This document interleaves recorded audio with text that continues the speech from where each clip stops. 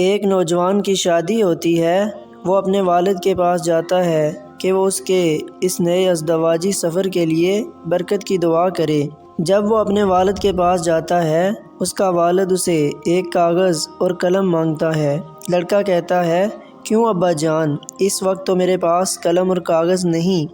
باپ کہتا ہے، تو جاؤ ایک کاغذ، قلم اور ربڑ خرید کر لاؤ۔ لڑکا شدید حیرانگی کے ساتھ جاتا ہے اور مطلوبہ چیزیں لے کر آ جاتا ہے اور اپنے باپ کے پاس بیٹھ جاتا ہے۔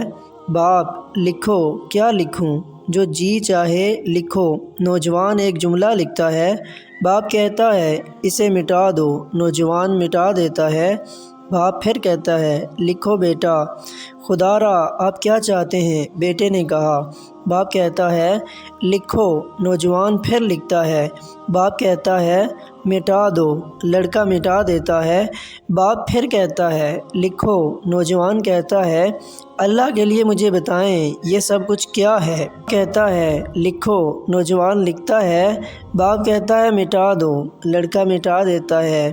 پھر باپ اس کی طرف دیکھتا ہے اور اسے تھپکی دیتے ہوئے کہتا ہے، بیٹا شادی کے بعد اریزر کی ضرورت ہوتی ہے۔ اگر ازدواجی زندگی میں تمہارے پاس ربڑ نہیں ہوگا جس سے تم اپنی بیوی کی غلطیاں اور کوتاہیاں مٹا اور معاف کر سکو، اور اس طرح اگر تمہاری بیوی کے پاس اریزر نہ ہوا جس سے وہ تمہاری غلطیاں اور ناپسندیدہ باتیں مٹا سکے، اگر یہ سب کچھ نہ ہوا تو تم اپنی ازدواجی زندگی کا صفحہ چند دنوں میں کالا کر لو گے۔